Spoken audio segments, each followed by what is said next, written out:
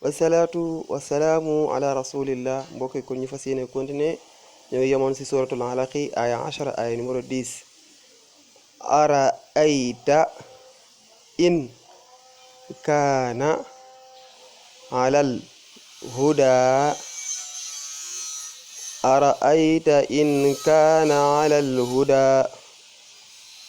aw amara bittaqwa أو أمر بالتقوى أرأيت إن كذب وتولى أرأيت إن كذب وتولى ألم يعلم بأن الله يرى alam ya'lam bi anna allaha yara.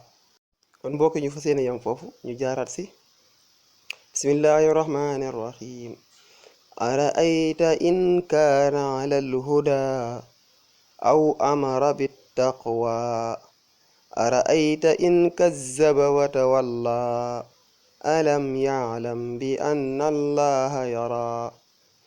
allahuma salli ala almawsuufi biljudi walkaram. mbokk yi kon alquran dañ ko war a mokkal macha allah na yàlla barke